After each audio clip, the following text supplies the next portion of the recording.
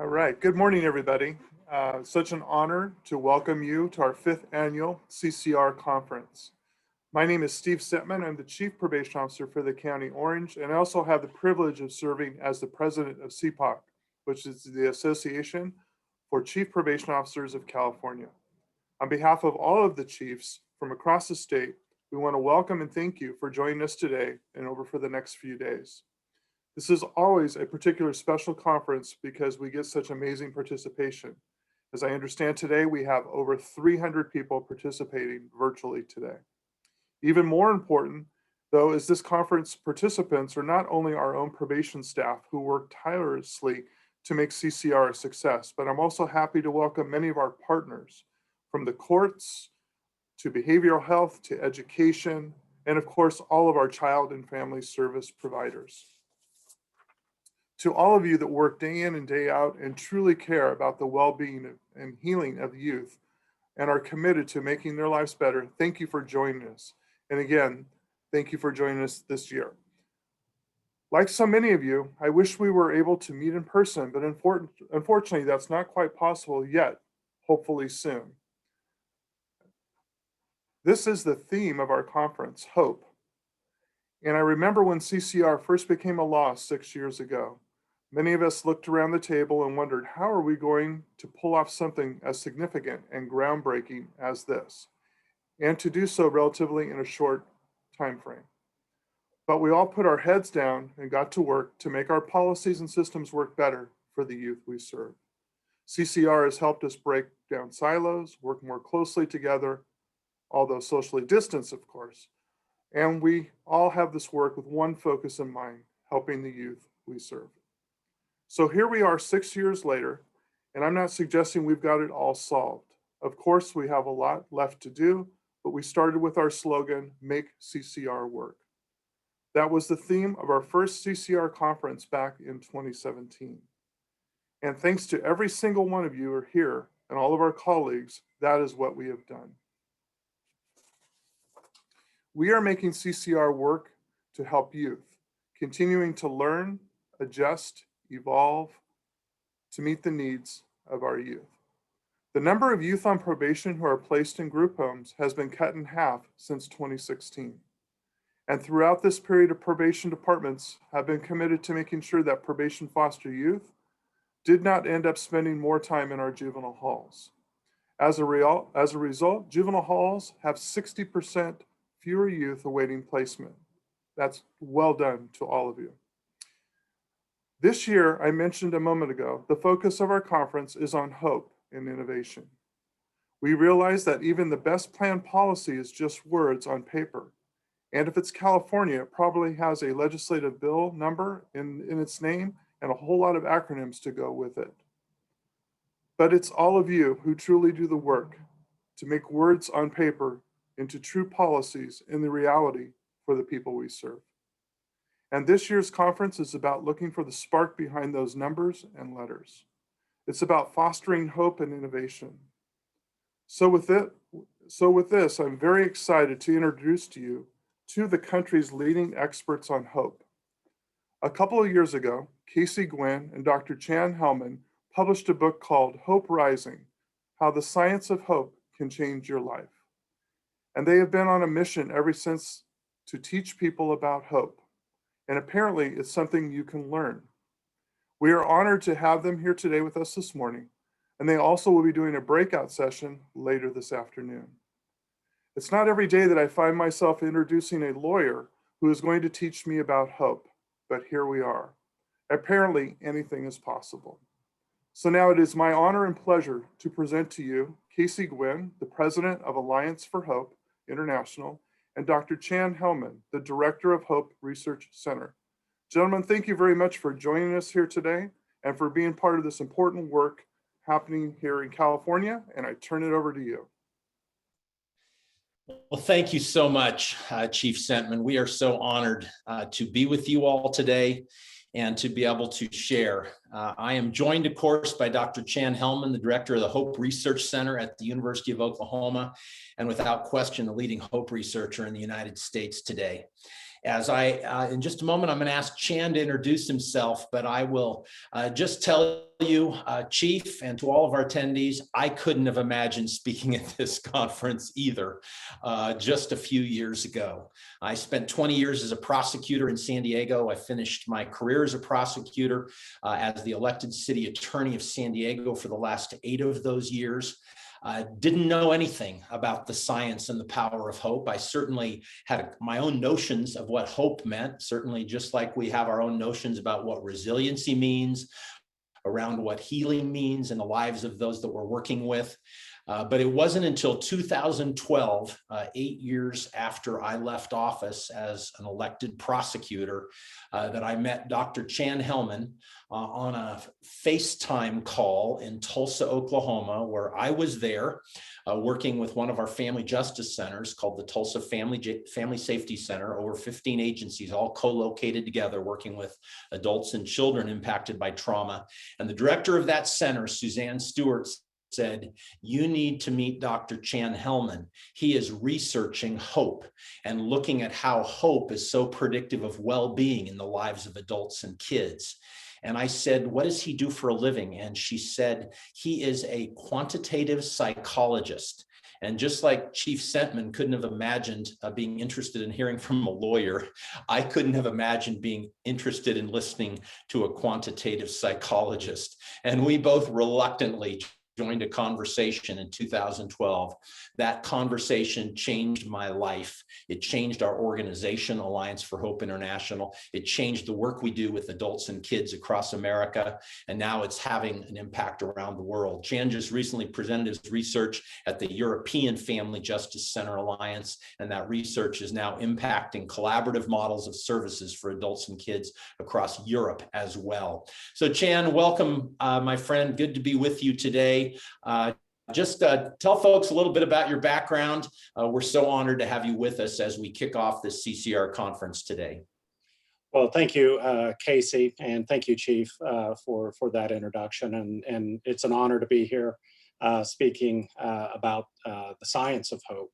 As Casey mentioned, I am a quantitative psychologist by training. That is my PhDs in statistics, research methods, the philosophy of science. My goal in grad school was to never work with human beings or to interact with humans.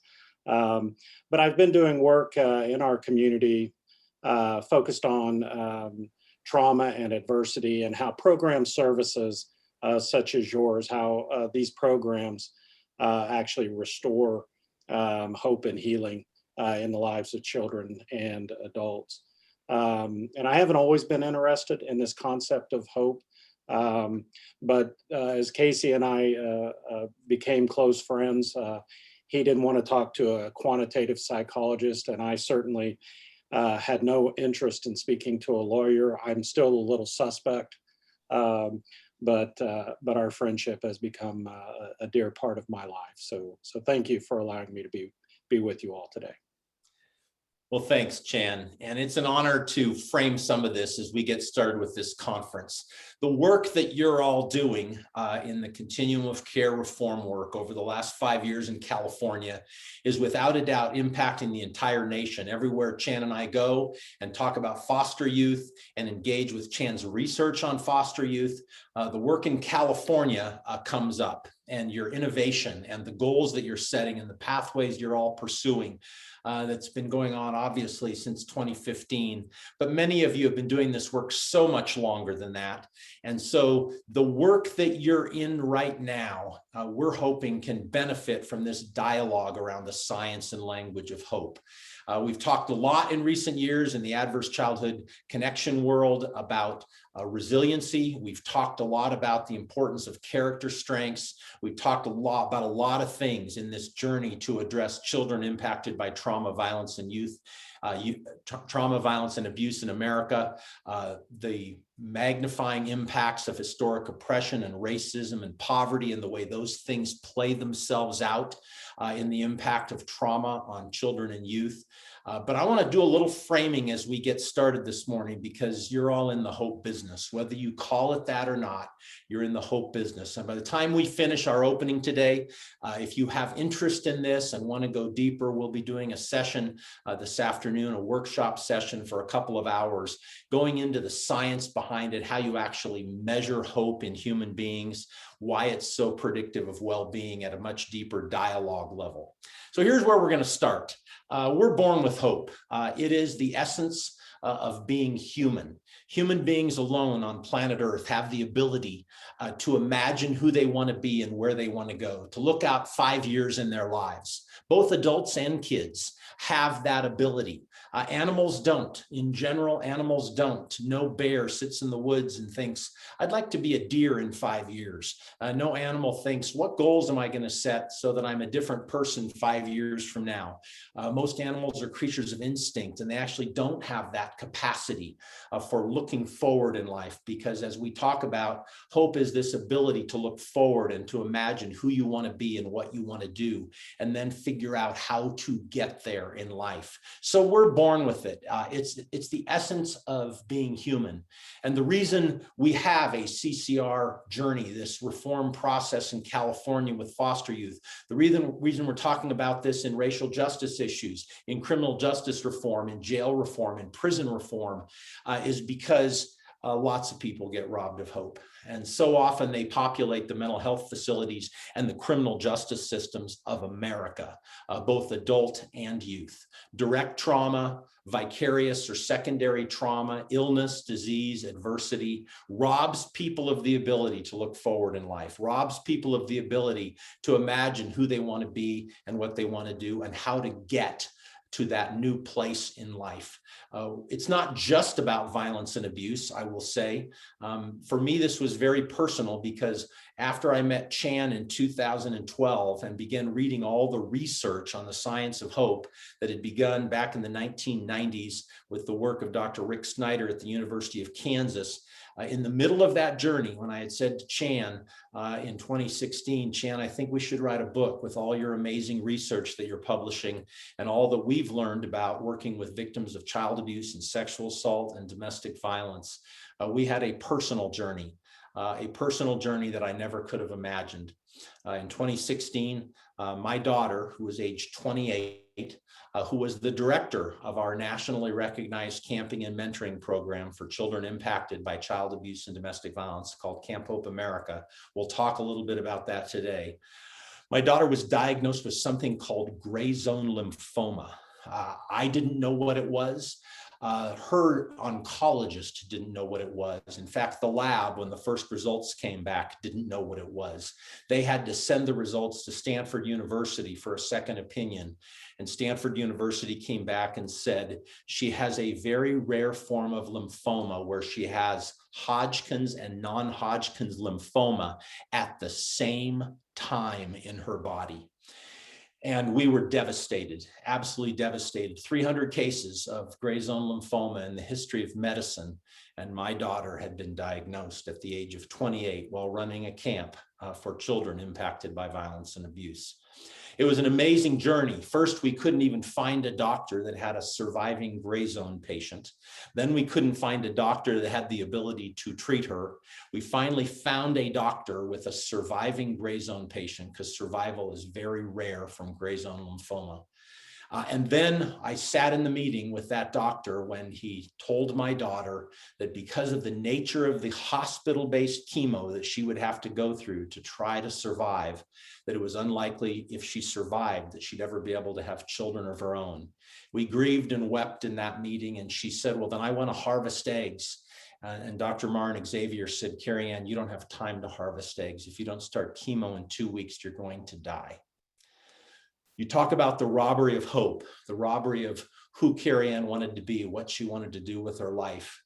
And she went into that chemo journey, but she went in by 2016, having learned from Dr. Chan Hellman, having begun to actually help us write text for our book on the science of hope. And Carrie Ann said, Dad, if hope is the belief that your future can be better than your past, and that we each play a role in making it so by the goals we set, I've got to be able to set goals around cancer that I can control.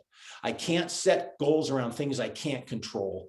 If I'm going to have hope in my life through this journey, I've got to set goals I can control. So Carrie Ann did. You know what she could control? Her diet. She made a decision to learn everything she could about nutrition and cancer. And she became an expert in the impact of different kinds of foods on cancer, and quickly found that the leading research says that sugar feeds cancer and that she needed to get sugar out of her body. So my daughter, age 28, started chemotherapy at Scripps Hospital in San Diego in January of 2017. And she went on a ketogenic diet for 6 months. She fasted through each 5-day cycle of chemo, ate nothing. Every time a doctor would come in, he'd say, hey, you want a milkshake, Carrie Ann? You need a milkshake. You want French fries? You should have French fries. And she would say, carbohydrates produce sugar in the body and sugar feeds cancer. Doctor, you shouldn't be telling me that. And after 6 months of chemotherapy, Carrie Ann survived gray zone lymphoma. She had joined a Facebook group. Most of the people in her Facebook group died during those months. But Carrie Ann survived. She's now an amazing case study in the world of gray zone lymphoma because she beat the odds. Just 2 years ago, Carrie Ann had a 12-pound, 10-ounce baby whose second birthday we're celebrating this next weekend. Hope matters. It matters in the life of a cancer survivor. It matters in the life of a trauma survivor. It matters in the lives of all of us. But the fundamental challenge remains. In the culture, in society, children are always robbed of hope first. Sometimes robbed in utero, sometimes robbed in those first 12 weeks of life around bonding issues with a parent, sometimes robbed 0 to 5. But the vast majority of foster youth, as you all know, that populate the juvenile justice system in America and the child welfare system in America have been impacted by violence and abuse, and usually some overlay of drugs and alcohol on top of it, and very often force multipliers in communities of color like racism and poverty. So we know that children are robbed of hope. We also know from the journey through COVID-19 over the last year, we've all been robbed of hope. COVID-19 has been a collective trauma in our lives, unable to set certain goals, unable to pursue pathways, unable to gather, unable to have this conference even in person in California today, robbed of the ability to set our own goals and identify our own pathways to who we want to do, what we want to do, and who we want to be. So I'm not saying something that's radical. I'm saying something that's fundamental. Mother Teresa was asked before she died, what's the calling of humanity? And she said, the calling of humanity is to give hope, always hope. That's why we're in the hope business. That's why we're talking about this today, because we must give hope, always hope. Some of you are familiar, if you've got a social work background, with Maslow's hierarchy. Abraham Maslow in 1955 created a hierarchy of human needs out of trauma and talked about the needs of human beings to return to a place of wellness in their lives. He said, first, we've got to meet the basic fundamental needs of human beings: food, shelter, clothing, transportation, spiritual care, medical assistance. Then we've got to restore a sense of safety, protection, and security to people who have experienced traumas of various kinds. Then ultimately that has to build into connection and support and community. And then that will produce a sense of self-respect, or what we call agency, which is the motivation to set and pursue goals in your life. And then he said that begins the journey toward healing in the lives of those who have experienced trauma. And then most of you know that in 1955, Abraham Maslow didn't put hope at the top of his continuum of pyramid needs. He put self-actualization. Let me give you the definition of self-actualization.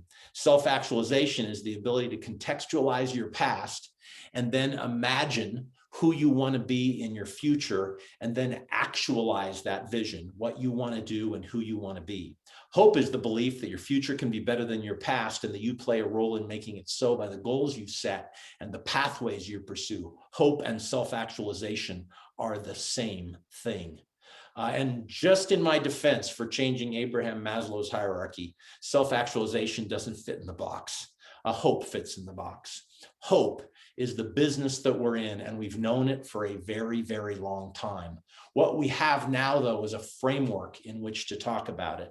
We also have a framework in which to juxtapose the calling to be hope givers in the lives of foster youth, in the lives of adults, in the lives of kids, in our own lives, in the lives of our families and those we love. We have another pyramid. And at the top of that pyramid is not hope. At the top of that pyramid is early death. And most of you know what this pyramid is. This is the ACEs pyramid. This is the work of Dr. Rob Onda and Dr. Vincent Felitti, and more recently, so many others across the United States that have been doing research around the adverse childhood experiences study. And at the top of that pyramid is not hope. At the top of that pyramid is early death. And most of you know that if you score a 6 on the adverse childhood experiences scale from only a very limited number of trauma categories before the age of 18, if you score a 6, on average, you die almost 20 years younger than somebody who is a 0 on the ACE scale. Certainly not everybody, but on average, unmitigated trauma produces these powerful impacts in the lives of people. It's the business you're in the probation world, in the court world, in the child welfare world, working with children and youth impacted by trauma and violence. Things happen before the age of 18 that impact brain development, that impact social and emotional intelligence, that ultimately produce unhealthy coping behaviors, or what we call at-risk health behaviors in people's lives, that when they play themselves out month after month, year after year in people's lives, ultimately produce disease and disability, social problems, criminalization, victimization that lead toward that early death piece. So now we have this juxtaposition between hope and the incredible importance of hope in people's lives and adverse childhood experiences that rob people of hope. I'm not going to spend much time on ACEs today. I think everybody in this conference knows something about the adverse childhood experiences study. I just want to frame it a little bit in the science and language of hope. ACEs started out as a 37-page social questionnaire in the 1990s at Kaiser Permanente in San Diego when Dr. Vincent Felitti was first starting that journey. Dr. Felitti ultimately, working with the CDC and others, ultimately narrowed that ACE scale down to 10 questions that many of us are familiar with that look at only certain kinds of trauma, don't look at cumulative trauma from repeated events over and over and over again, but that then track the correlations between those things happening before the age of 18 and what happens later in life. And you all are probably familiar with the categories, but if you aren't, there they are. Were you physically abused as a child? Were you sexually abused as a child? Did you experience verbal or emotional abuse, neglect, or abandonment? Did you witness domestic violence between parents or step-parents or adults in the home? Do you have a parent who was drug or alcohol addicted? Did you have parents who were divorced or separated during your growing up years? Did you have a parent with a mental health issue? Or did you have an incarcerated parent or a parent who was involuntarily removed from the home for some carceral purpose? Those 10 questions produce a 0 to 10 score. And this is not two people today talking about this from a distance. Chan has a high ACE score. I too have a high ACE score. Certainly I benefited from privilege in my life. I grew up in a very poor family, as Chan did, but I will say that I did grow up obviously white. I grew up with privilege. So I avoided some of the consequences that young people of color certainly experience with a high ACE score. But the ACEs piece is important. In fact, it's so important that after we met Chan and began to understand ACEs, this is our team at Alliance for Hope International, and we realized not only do we need to talk about hope in the lives of our staff, we need our staff working with victims of sexual assault and child abuse and domestic violence and human trafficking and elder abuse. We need our staff to understand the adverse childhood experiences study. So we now measure the ACE score of everybody who gets hired at Alliance for Hope International. I don't know anybody's personal score. We honor privacy and confidentiality, but I do know that the average ACE score of our team at Alliance for Hope International is a 4.4. Chan has started measuring ACE scores at those who attend our International Family Justice Center conference every year, and it's almost an average ACE score of 4 as well for cops, prosecutors, judges, defense attorneys, probation officers, social workers, mental health professionals, and others that attend our conference on collaborative community response and attend our conference on how to develop a collaborative model like a family justice center. So we know that a lot of people in this work have their own ACE scores. It's what draws us to the work. It's certainly what drew me to the work almost 35 years ago, was having grown up in a home with violence and abuse and beginning to realize the impacts of all of that.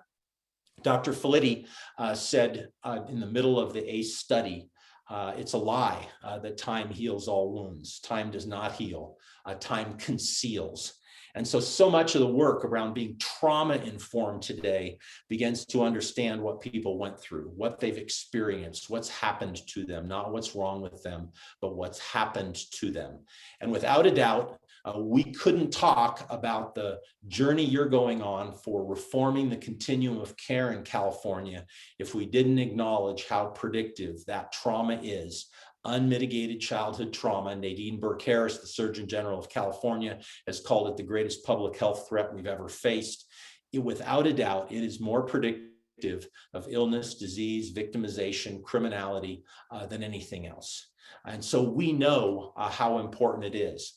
We know some of the findings of the ACE study, that if you're a 4 on the ACE scale, the likelihood of you attempting suicide as a later adolescent or adult goes up at least 1,200%. And as Dr. Felitti so often says, it's a dose response mechanism. So the higher that ACE score goes, the higher that likelihood of suicidal ideation and even attempted suicide goes. We know the relationship between a high ACE score and drug and alcohol abuse, including that 4,600% increase in the likelihood of sticking a needle in your arm if you're a 6 on the ACE scale or greater. We know those things that have come out of the study. We know that adolescents and adults who are sexually assaulted are very likely to have a significant ACE score of their own, not blaming a rape victim, but predators find people who are vulnerable, and people who have experienced childhood trauma often put themselves in difficult situations because of what they've gone through as children. Because in America, we not only raise our criminals at home, but we raise a lot of our victims at home too. And we know that that plays itself out. In fact, from some of the early research in ACEs, we know that the likelihood of a girl or a woman having an ACE score of 5 or greater goes up at least 50% over a boy or a man. I do score a 5 on the ACE scale, but I'm an anomaly to some extent. Much more likely that a woman would have an ACE score of 5 or greater than a man in the United States of America. But look how it plays itself out around depression decades later. And certainly I have struggled at times with depression in my own life, and many that I know with high ACE scores have talked about this issue. We know that those that medicate themselves around depression and around mental health issues may suffer as long as 50 years later because of something that happened before the age of 18, the impact of unmitigated trauma. And we know that it's just not about the child welfare system or foster youth in California or in America. We know that it impacts the workplace. There's a lot of research now that says that people with higher ACE scores are more likely to struggle with absenteeism, with financial problems, with performance issues at a job. We know that ACEs is connected. As Chan gets a little deeper into this today, I'm going to ask him to talk a little bit about homelessness and his research on the relationship between homelessness, such a massive issue in California and across the country today, and its relationship to adverse childhood experience scores. Gallup has said it in a different context that higher hope employees can do in 7 hours what it takes lower hope employees to do in 8 hours. Hope actually matters in all kinds of settings. Higher hope probation officers likely do better work than those who score lower on hope. Higher hope teachers likely do better work in the classroom than those who score lower at times in their life on hope. And so it goes. Hope is stunningly predictive. And the ACE study has found this relationship between lower hope in people's lives and higher ACE scores. And when you see those ACE scores, it's not just about who shows up in systems, social service systems. We now know that it connects to heart disease, it connects to liver disease, it connects to a host of health issues. In fact, Dr. Flitty and I just did a webinar about 2 years ago on the relationship between cancer and adverse childhood experiences. This is an interesting one because my daughter, who grew up in a home with a father who was a 5 on the ACE scale, is a 0 on the ACE scale. All my kids are 0s. They didn't grow up with violence and abuse. They didn't grow up with divorce. They didn't grow up with parents with drug or alcohol issues. They grew up with an intact family with 2 parents. And yet, my daughter, in the age of 18, lived in South America. And after she was diagnosed, they made a determination that she had had a parasite in her body from having lived in South America, a parasite that had lived in her body for a decade. That parasite compromised her immune system and opened the door for cancer cells to thrive in her body. Trauma compromises the immune system of human beings as well. In fact, we know all kinds of research now about the impacts on the immune system of high ACE scores and high levels of trauma. So my daughter's cancer was not related to a high ACE score, but it was related to a compromised immune system. We also know it connects to the schools. Chan's going to talk about this a little bit today, but we know this research is very clear that kids with higher ACE scores struggle more in school. Kids with higher ACE scores are more likely to end up in alternative schools. We'll talk a little bit more systemically about that because it relates to the continuum of care issues. Because when you've got kids who have been robbed of hope and they act out, they trigger, they have major issues in the school system, we take all these kids and we remove them from the school system and put all the low hope kids together in alternative schools. And then we expect them to have great results across the board, even though they're dealing with so many children that have been robbed of hope in their life and struggle because of the impacts of high ACE scores. So ACEs matters in all this. We know, even in the conversation here in California and the research that's been done, that those higher ACE score kids are the ones that have been historically most likely to end up in group homes, that have been the ones most likely to wash out of individual foster homes. We know that those kids are more likely to re-engage in the criminal justice system. This is the largest study in America, even larger than anything done in California, looking at juvenile offenders in Florida in 2014, average ACE score of 5.5. When we published this in Hope Rising, Vince Felitti, who was one of the editors for our book, Hope Rising, said, Casey, don't forget every time you talk about this to tell the audience that all those kids that score in these ACE scales are minimizing and rationalizing. Their scores are higher than that. Don't forget, Casey, to tell them their scores are higher. But that's a stunningly significant average ACE score for juvenile offenders. When we first started talking about this, before I wrote with Chan, I wrote a book of my own called Cheering for the Children about the Adverse Childhood Experiences Study. And in that book, we looked at research in San Diego that came out of the probation department, court-ordered offenders that were in mental health programs in San Diego. Jim Rivas was the lead researcher in this study that found that the average ACE score of child abuse, sexual assault, and domestic violence offenders was 5.5, same as the average in Florida for juvenile offenders. 5.5, and of course, Vince would say their scores are much higher than that, Casey. They're rationalizing. But as we begin to get deeper into the ACE piece in our work with Chan early on, as we started learning about the science of hope and how hope robs people, how ACEs rob people of hope in their lives, I began reflecting on who it was I'd prosecuted as a prosecutor in my life in sexual assault and domestic violence. I began looking at the research around perpetrators in mass shootings, police shootings in the United States of America.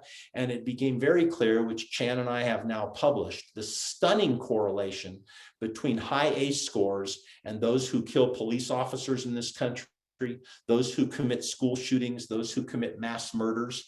And more recently, we've been looking at domestic violence homicide perpetrators and murder-suicide or familicide perpetrators. And we're seeing two interesting connections in all of it. One, we're seeing this connection to high ACE scores in all of those perpetrators, not an excuse, just an explanation for what's going on. And secondly, we're beginning to see that the research on hope aids this conversation. Chan, in a few minutes, I'm going to have Chan talk about this continuum that came out of all of his research. But before I do, I just want to show you one practical application to this research that we did for Hope Rising and that Chan has now published in more than 70 studies. There's hope at the top, the belief that your future can be better than your past and that you play a role in making it so by the goals you set and the pathways you pursue. The closest thing to hope, anger, rage, and frustration.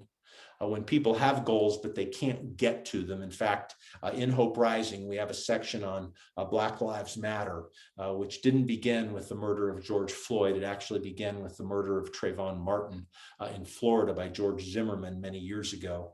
But Black Lives Matter is a movement that wants the world to be like this, and it's not like that, and it makes people angry and frustrated. Anger, rage, frustration are normal human emotions when people have goals in their life, but their pathways are blocked to get to those goals. And then when people start to lose their motivation to pursue goals, they get to despair. And when they ultimately lose their motivation completely, they get to apathy. Last week, we did a 4-day training for our Training Institute on Strangulation Prevention in Minneapolis, Minnesota. Even got to visit George Floyd Square during my visit to Minneapolis last week. And a Minneapolis police officer who was in that training, who heard me talk about this continuum, said, "Apathy is my superpower now." And I said, "What do you mean?" And he said, "Now that I don't give a shit about anything in my life, I'm doing much better." That is a deeply disturbing statement coming from a police officer. No great surprise, because we actually believe that this research on ACEs and hope and the related issues we're dealing with in this culture all connect. And a low hope police officer is not going to do good work in the community. A low hope law enforcement officer, an apathetic law enforcement officer, in fact, is in a very, very dark place. And I literally witnessed it during our training. It was deeply troubling. So we know this continuum now matters, because when you look at aggressors, the mass shooters, the cop killers of America, some of you may not know who this is. This is Omar Mateen. Omar Mateen is the Pulse nightclub shooter in Orlando, who a number of years ago killed 50 people in a nightclub. And Omar Mateen grew up in a home with violence and abuse, not an excuse, just an explanation on where the rage came from. And Omar Mateen went on to become a misogynistic abuser of women as well. In fact, when they ultimately prosecuted his second wife, Noor Salman, after this, because Omar Mateen died in that shooting, when they ultimately prosecuted his second wife, Noor Salman, for aiding and abetting a terror attack in Orlando, Dr. Jackie Campbell testified about the history of abuse that Noor Salman had experienced from Omar Mateen, including being strangled repeatedly by Omar Mateen. And we see this interesting connection to people with low hope who end up going for the neck of another human being in an assault. Strangulation connects to high ACE scores and low hope and high levels of rage, where rage, if you go back to Chan's continuum, Rage actually descends with despair, with apathy, until you get that apathetic, rage-filled, often racist or misogynistic human being who ends up killing many others. This is Esteban Santiago. Esteban Santiago should have been a foster youth getting services at one time, but he did not. He grew up in a home with violence and abuse, no effective intervention. He grew up to become a strangler of his girlfriend and a misogynistic, rage-filled abuser of women. And he is also the Fort Lauderdale airport shooter who opened fire in the Fort Lauderdale baggage claim area a couple of years ago and killed 6 and injured 12. Total strangers, by the way, in the baggage claim area, after he'd been prosecuted in Alaska for strangling and beating his girlfriend, and they'd given him diversion in the category of getting rid of the criminal justice system. There were no criminal justice system consequences for him. And when he got off diversion, he got his gun back, his bullets, and his gun case. And that's what he checked into luggage when he went to Fort Lauderdale and killed all those people about a year later. And you can go through all of them. School shooters, you're going to find this long history of childhood trauma. You're often also going to find this rage toward women and girls playing itself out. We know ACEs rob people of hope. And by the way, we just wrote a piece in our new book, Hope Rising, about Stephen Paddock. Stephen Paddock was the Route 91 country western shooter at the Mandalay Bay Hotel. He killed 57 people, shot 500 during that country western concert a couple years ago. The FBI closed their investigation of that case and never found a motive for the crime. Right before COVID, I presented for 1,000 FBI agents in Washington, D.C. on our research on ACEs and hope. And I said he was at least a 7 on the ACE scale, not an excuse, at least a 7. His father was a psychopath, a bank robber who was arrested in front of him when he was 7 years old. He never saw his father again. His abuser as a child was not his father. His abuser was his brother, Bruce. Bruce constantly abused Stephen Paddock growing up. And in fact, the FBI closed that case claiming that our questions about his history of violence against women and childhood trauma were unfounded. But ultimately now we think he's maybe at least an 8 on the ACE scale. And by the way, just about a year and a half ago, sex workers started coming forward saying that he was also a rage-filled strangler of women. He would pay them $6,000 a day to accompany him. He was a professional gambler. And then at night, he would rape and strangle them because that's how he got off sexually. Childhood trauma compounded throughout life. No intervention when you really needed it. In the world of continuum of care, in the world of working with foster youth, you all know that's when you change the world, not when Stephen Paddock is 64 and he's walled off in a motel room or a hotel room on the 32nd floor of the Mandalay Bay Hotel. So I spend a little time today to talk about ACEs and how it impacts the military. New research that's out on the relationship between military members who commit familicide or domestic violence homicides or suicides and their average ACE scores. Very high ACE scores in those military members, not just about Iraq or Afghanistan or being in a conflict zone. It's about childhood trauma and then the cumulative impacts of other trauma in their lives. So I want to just show you some of Chan's research, and then I'm going to turn it over to Chan. But this matters as we get into this conference over these next 3 days. You all know that ACEs are important. You all know that the people you're dealing with, the kids you're dealing with in the foster care system in America have the highest average ACE scores of any of our published data. Even though we know that those foster youth that have been surveyed with the ACE scale are still minimizing and rationalizing, and their scores are probably much higher than that. So you know we're in a battle. Nadine Burke-Harris has been calling for the screening of ACEs in pediatric settings across the state of California and around the country. In her book, The Deepest Well, she has advocated for the notion that in everything we're doing, if we're going to be trauma-informed, it has to be informed by ACEs. Because of all of the long-term impacts that have come out of the ACE study. These are only a few of the 33 major correlations that ACE studies in almost 50 states now have found. The likelihood later in life of alcoholism or COPD or depression or liver disease. And the list goes on and on and on, including criminality and victimization. We also know that as we're talking about ACEs, we have to be talking about brain impacts and brain development. We are knowing more and more about how childhood trauma impacts brain development, and even minor impacts from concussive events can cause brain injury that plays itself out over a long period of time in life. This is Dr. Bruce Perry's early work on childhood trauma. And we know from all of Dr. Bruce Perry's work out of Houston, Texas, that brain development now matters in this, that foster youth have experienced strangulation assaults, foster youth have experienced major childhood trauma that may be actually impacting the brain. You think their brain looks normal when you're dealing with them at 8, 10, 12, 15, 16, 17, but their brain may not look normal. We've got to be in the business, and that's what we're doing in this continuum of care reform, is thinking, how do we create those new neural pathways? How do we restore what's been lost because of that robbery of hope that actually not just is mental health related, but is actually physiological in nature? So we are calling for the screening of ACEs. With Dr. Vincent Filitti's advice, we started measuring ACEs in our camping and mentoring work with trauma-exposed kids with 11-year-olds. And Chan's been evaluating all of that data since we first began it with 11-year-olds in what is now our national camping and mentoring program for foster youth and for kids impacted by violence and abuse. So we are calling for that screening. We're also calling for a much deeper understanding of what's called polyvictimization. For those of you that do not know what polyvictimization is about lifetime victimization. It's not just what happens before the age of 18, and it's not just what happens in a small number of categories.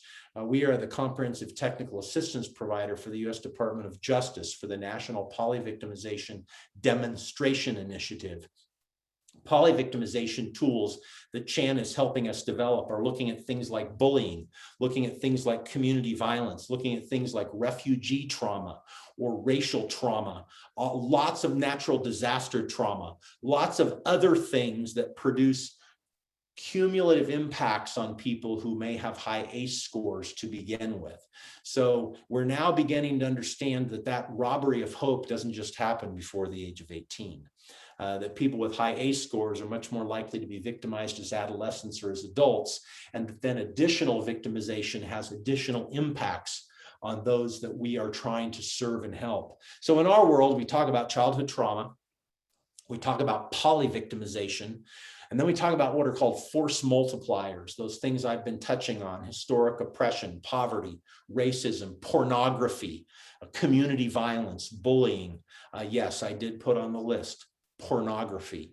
We are seeing today a stunning increase in the use of pornography by adolescents and adults. In fact, during COVID, most of the major porn websites made all of their memberships free for almost 8 months so that anybody could have a porn membership in Pornhub and a lot of these other sites. And yes, adolescents, all they had to do was click a box and say they were 18 and they got access to everything. And we know from the research that pornography is generally not healthy for anybody. It's not healthy for relationships, but it's certainly not healthy for rage-filled kids with a history of trauma, violence, and abuse in their life. So we know all this discussion is an incredibly important one when we talk about the robbery of hope in the lives of people. The good news is that a high ACE score is not a destiny. Lots of people with high ACE scores do great in life. They overcome those things. A high ACE score as a child or a high level of victimization as an adult does not mean that your life is destroyed or that you can't overcome those things. That's why you're all in the business you're in, is how do we overcome it? Now, I will tell you that historically, and Chan and I are part of the national ACEs community in this country. Historically, people have just been saying we need to focus completely on resiliency. Resiliency, we need resilient kids, resilient communities, resilient youth, resilient people, resilient. And then I met Dr. Chan Hellman and began to learn about hope and the power of hope and how much more significant, quite frankly, in many ways, somebody's hope score is, or their level of hope in their life is, from their ability to be resilient, to bounce back from the bad things that have happened to them. My belief as I stand here today, now passionate about this topic and crisscrossing the country and the world, along with Chan, is that hope heals trauma, and that we need to be in the hope business, that if we want people to find well-being, we've got to help increase hope in their life. So I'm very honored to ask Chan to join me today. Originally, I was going to do this keynote without Chan, but we asked Chan to join because I wouldn't be standing here if it wasn't for Dr. Chan Hellman. We wouldn't be talking about this. I wouldn't have written on it if it wasn't for Dr. Chan Hellman. So Chan, it's an honor to have you share a little bit today with us, my friend. Well, thank you, Casey, and I certainly appreciate that nice broad overview about the adverse childhood experiences and trauma and adversity. As I begin to talk a little bit about what is hope and why it matters, what I want to share with you is a couple of things. First and foremost is that as I begin to discuss and describe this concept of hope, what I would invite you to consider is that hope provides a language. It provides a framework that describes the work that you already do, that your organizations provide in your communities. So that's the first challenge, is to really consider the language of hope. Now, I've been driven by roughly three questions in my life and my work around hope. And the first one is, why does hope matter? Why do we focus this amount of time on hope? And as this slide shows, and this is within the book, summarized within the book that Casey and I have written, there's well over 2,000 published research studies on this concept of hope that we're going to discuss. And the profound aspect of that data is that hope is one of the leading and most significant predictors of well-being across the lifespan. This is especially true for those children, adults who've experienced trauma and adversity. And so it really leads into the two other research questions that I'm specifically interested in. So we know that hope is a leading predictor in well-being, both physical health, psychological health, and social health. But one of the things that I'm also interested in is how does trauma and adversity rob us of our capacity for hope? And then finally, the question becomes, how do program services very intentionally restore and nurture hope so that individuals, both children, adults, and families, can live life well? Remember, hope is one of the single best predictors of well-being for all of us. And so the other challenge that I want to highlight for you, first of all, is to consider the language of hope. And then the second aspect of that is that hope is not the outcome that we're ultimately interested in. What we're interested in is, how do we instill this intentional work and effort towards nurturing hope? And it's because the outcome is always well-being, its capacity to allow staff as well as youth to thrive. And so we'll go to the next slide, Casey. So here's the definition. Hope is the belief that the future can be better than the past and that you have a role to make it happen. So hope is this future expectation.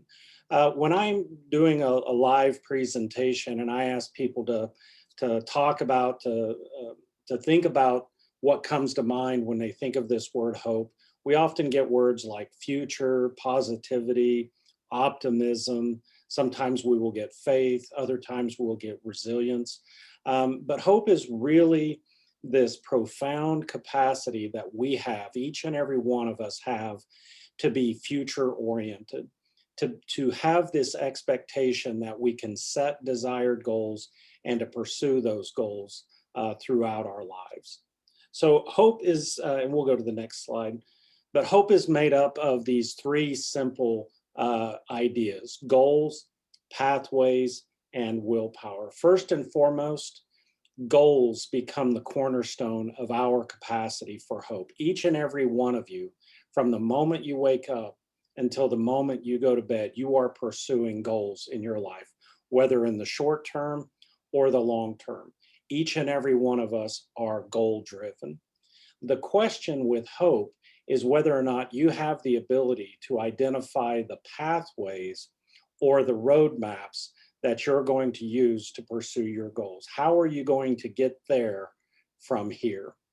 Pathways thinking also includes your ability to identify barriers and to begin the problem-solving process by which to overcome those barriers. So that's referred to as pathways component of it. And then finally, this idea of willpower or agency. I prefer to use the word willpower rather than the psychological process of agency, just because I work with so many organizations that the language gets a little confusing. So hope is about goals, pathways, and willpower. Willpower is our mental energy that we have to pursue those goals, the motivation to engage in those pathways, the ability to focus our attention and intention on those pathway pursuits. So with this language of hope, I want to highlight three things real quickly. First and foremost is that hope is not an emotion. Hope is a way of thinking.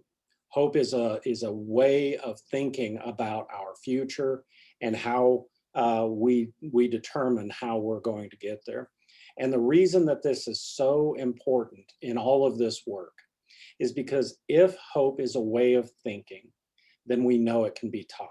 We know that it can be taught for children, very young children, throughout the lifespan.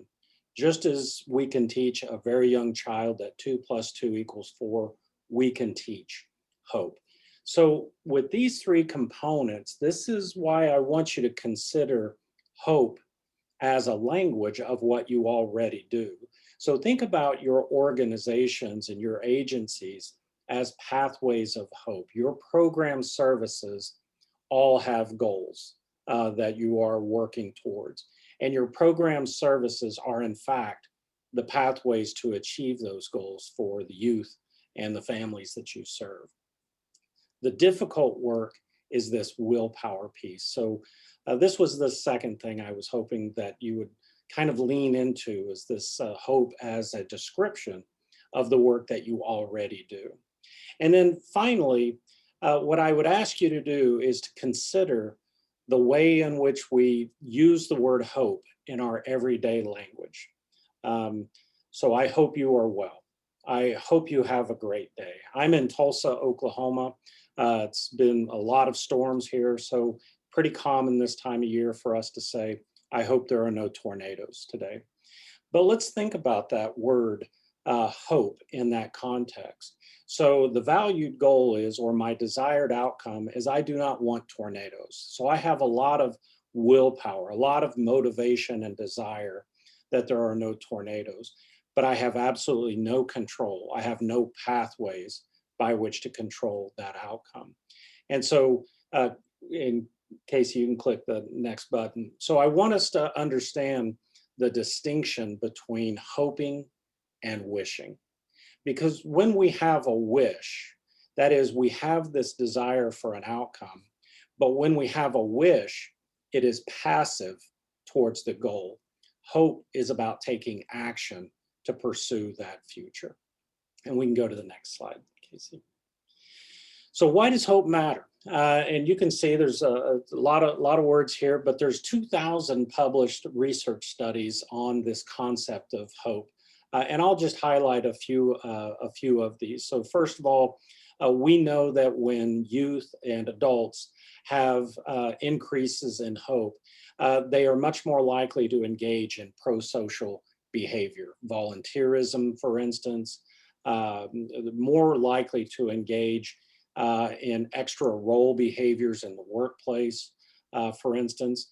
With youth, we also see improved affect regulation or emotional regulation, as well as that self-regulation, much improved goal attainment.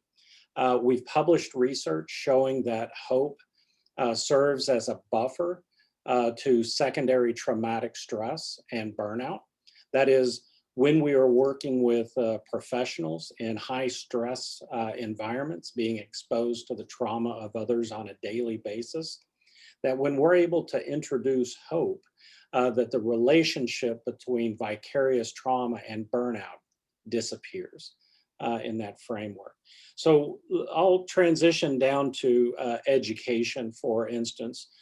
There is a tremendous amount of research that shows that when we're able to nurture and restore hope in youth, we see significant improvements in attendance at school, significant improvements in grades, graduation rates, college going rates.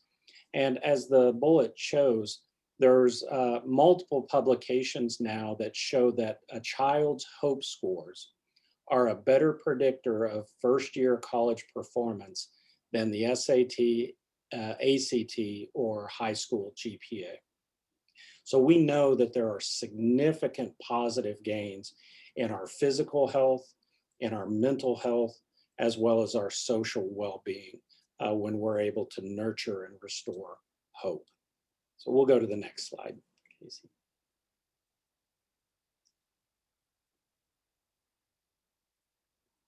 Let's see, can you advance? There you go. Advance the slide there, Casey. This is the negative slide. I'm sorry, it's dragging a little bit on my end. Do you want to keep going past this?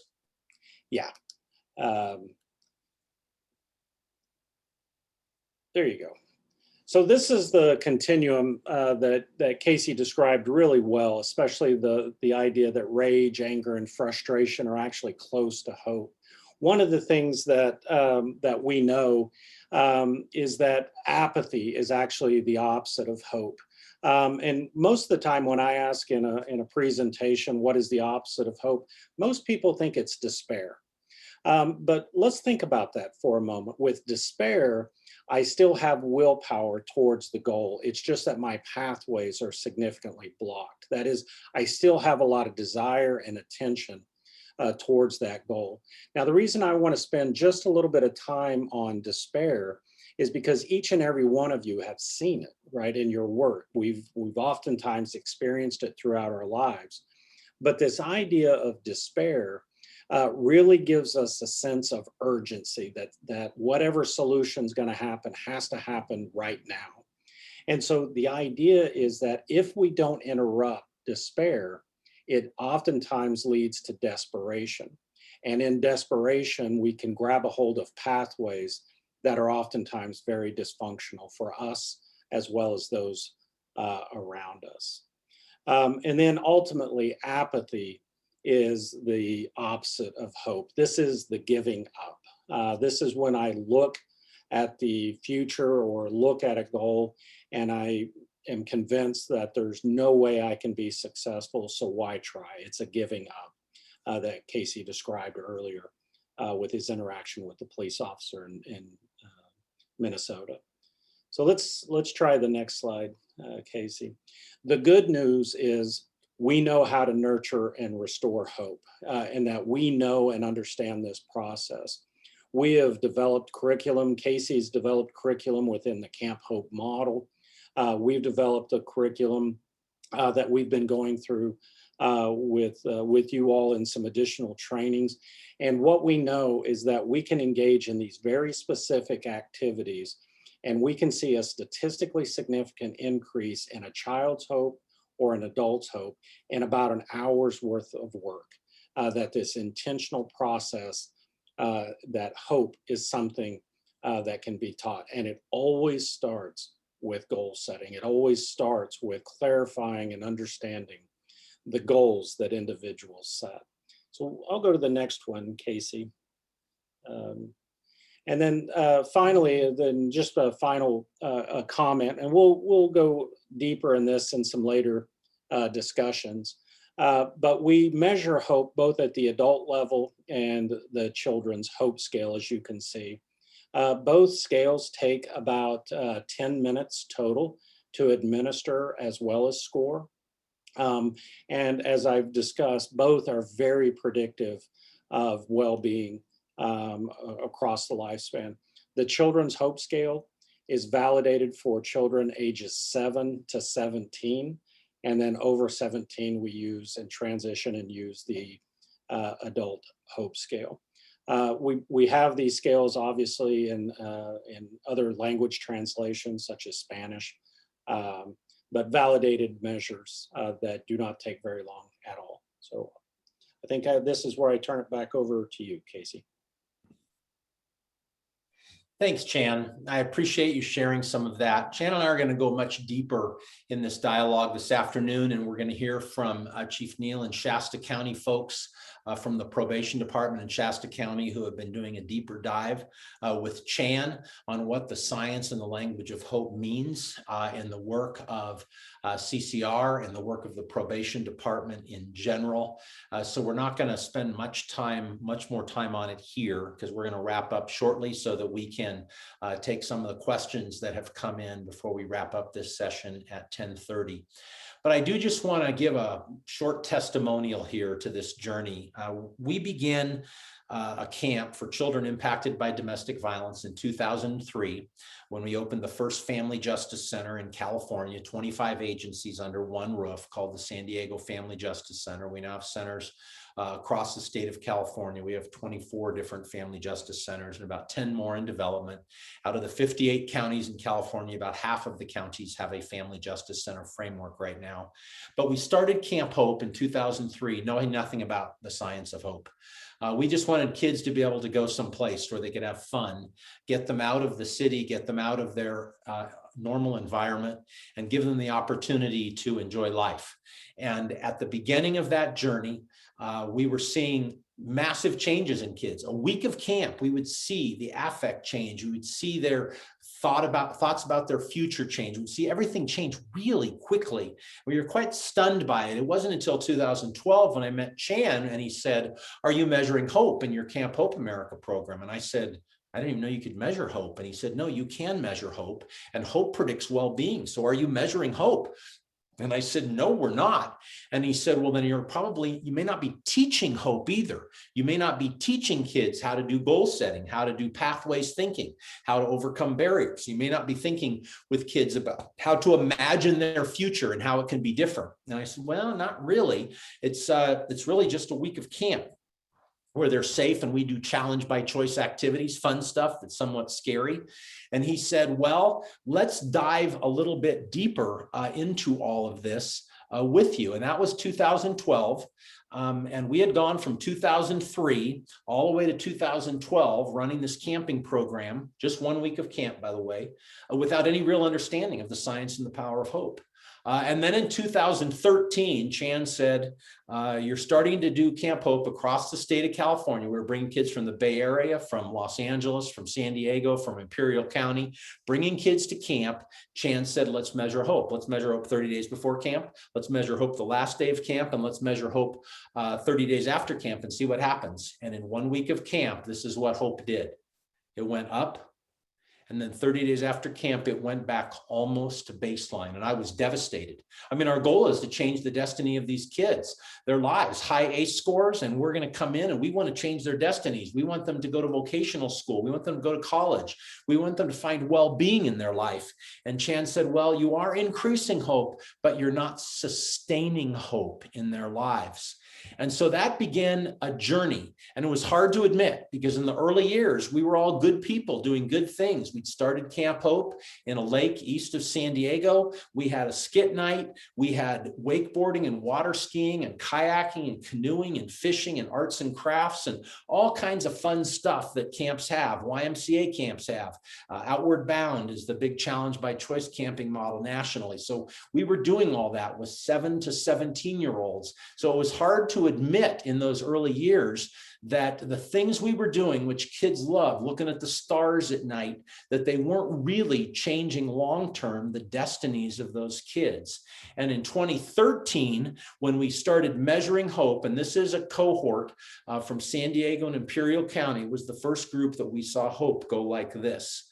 in their lives over 30 days before camp, last day of camp, 30 days after, we realized we had to make a change. So when Chan came in and said, we've got to be more intentional about how we're going to use the science and language and hope and teach it, we in fact made a decision to do that.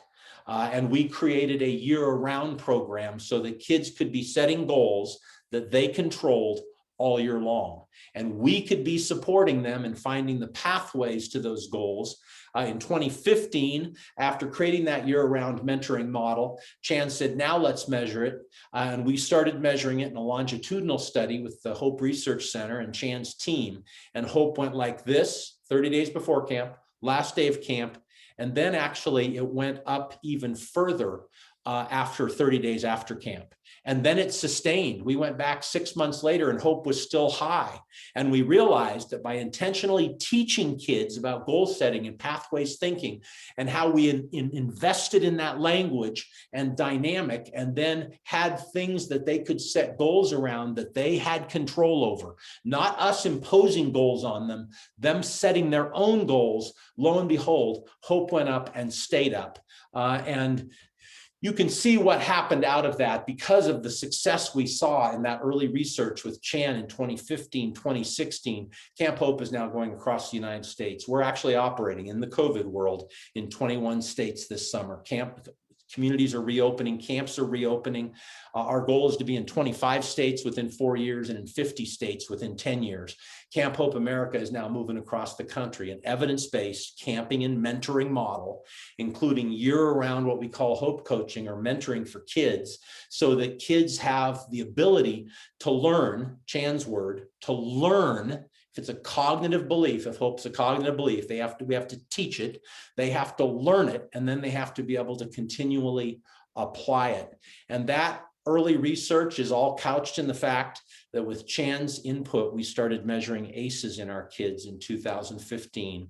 And we found the same average ACE score that they found in the foster youth and juvenile justice system in Florida in 2014, the same average ACE score we found in domestic violence, sexual assault, and child abuse offenders in San Diego in 2013. And the same advice from Dr. Vincent Felitti, Casey, the kids are minimizing and rationalizing their average ACE scores are probably higher than that. High ACE scores, kids robbed of hope, we restore hope, and lo and behold, when we restore hope, I'm going to skip this video because of our time, because we're going to go to questions in just a minute, but I just want to show you what happened 30 days before camp, last day of camp, 30 days after camp. We also validated a scale that we call the resiliency scale, but what we're really validating is a new definition of hope for kids, that hope is believing in yourself, believing in others, and believing in your dreams.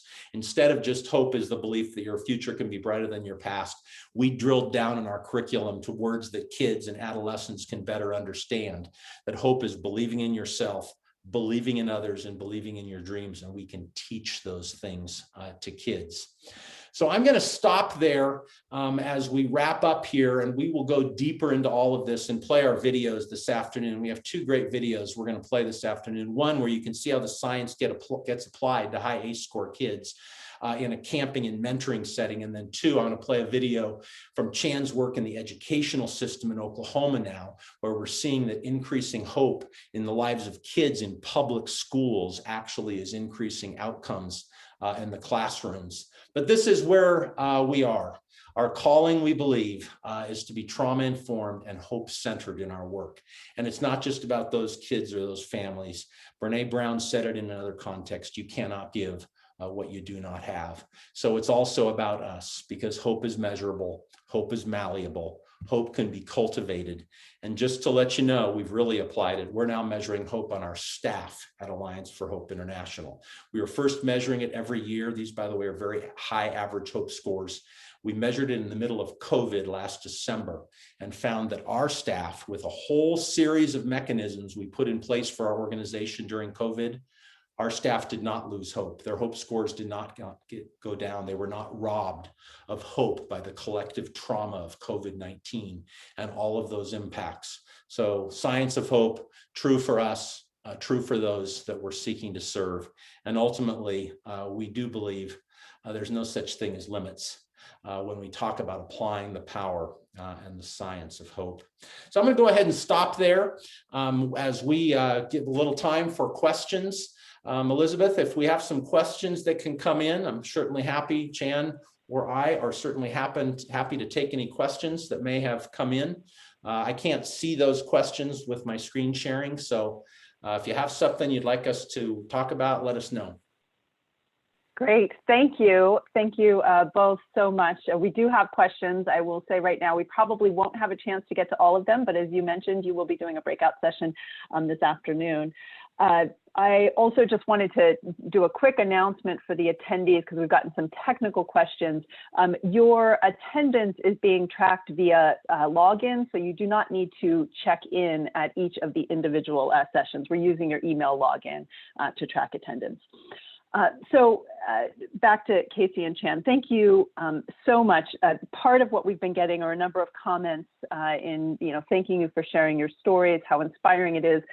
Casey, congratulations on your grandchild's upcoming birthday.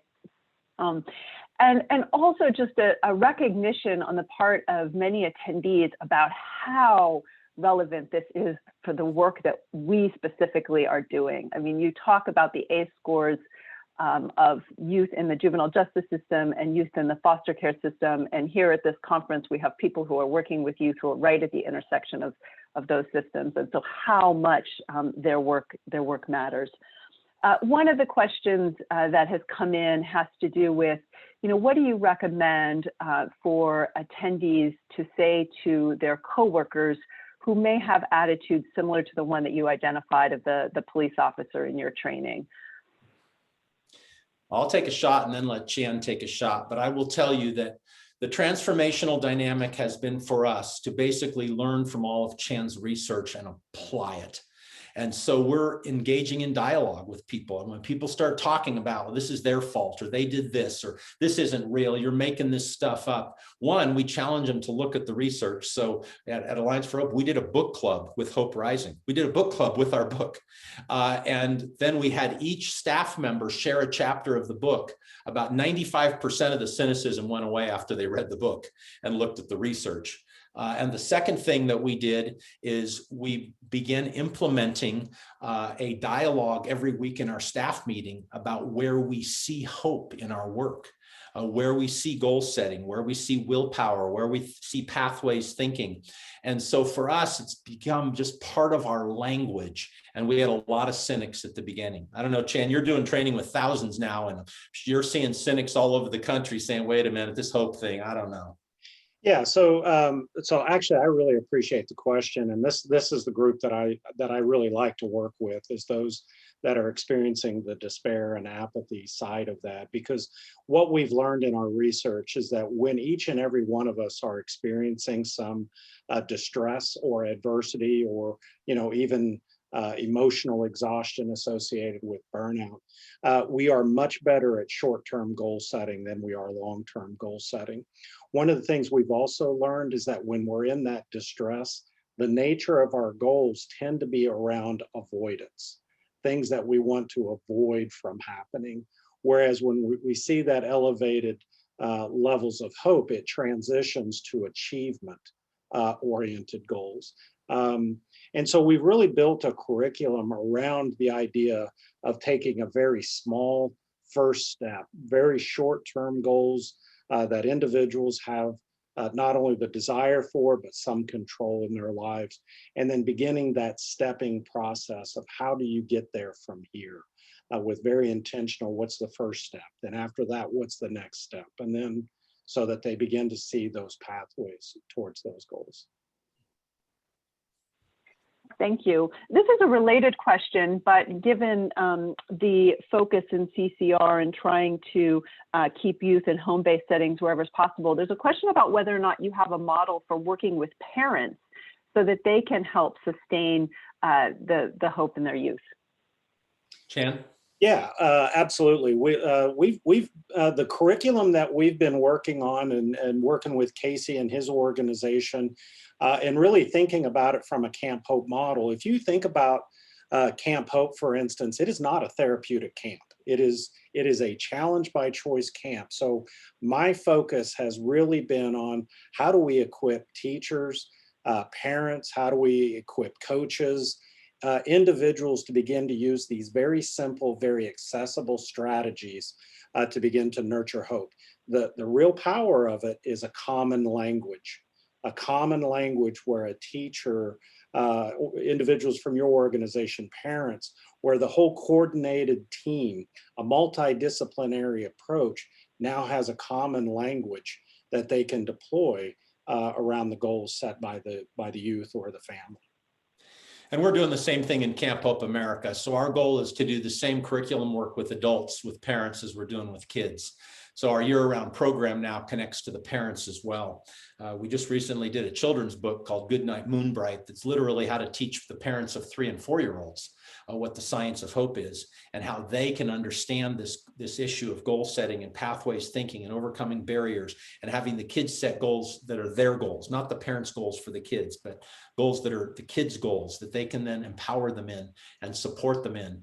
So we actually are finding that it is absolutely critical that you do that. You can't just be working with foster youth. We're working with a boy right now. It's just on a text message yesterday, a boy that just came out of the juvenile justice system. He served 6 years in the California Youth Authority, which very few kids do anymore. It wasn't there for murder or anything. And now we're trying to nurture hope back in his life. And he's got very dysfunctional, unhealthy parents. So he's in the foster youth program, 18 to 24 program here in California. And what we're finding is he needs a bunch of people wrapped around him, because in Chan's words, Chan says hope is a social gift. Hope never happens alone. We can't just put a child in their own apartment by themselves at the age of 18 and figure out they're going to be okay. So now we're strategizing with the community in Shasta County how to wrap this young man in relationships with other people. And he needs other people that understand the science of hope in his life to help him with pathways thinking and goal setting. So for us, that's a crucial piece of all this. Thank you. As I mentioned before, we are not going to have time to get to all the questions. I know that Chief Sentman has, I think, one last question. I'm going to turn it back over to him for his question and then wrap. Thanks, Chief, for joining us. Yeah, all right, I'm back. Casey and Chan, I just want to thank you for all you do, for getting to our conference, such a wonderful start. So many takeaways, the importance of ACE scores. Hope is a predictive indicator of well-being. Hope is a way of thinking, and ultimately increasing hope as hope matters. So just to thank each of you and appreciate your time, your energy, your passion for all of us. I look at the responsibilities I have in the juvenile justice field and overall, and it's not just for our professional jobs, but in our personal lives. And for our families. And most importantly, and I think I heard you say this, Casey, is for ourselves, having that hope for ourselves. So I just want to acknowledge and thank each of you for your time this morning. I will be back on at 1:30, more than likely to hear more of what you have to say. And as much as I wish we were all going to be racing back to the auditorium for a tasty Danish or another cup of coffee, instead it's my job to remind you to be back at 1:30 to participate in one of the 2 breakout sessions. And again, Casey and Chan, thank you. That's all I can say is thank you, and hope matters. And we appreciate your time and energy today. Thanks, Chief. Honored to be with you all.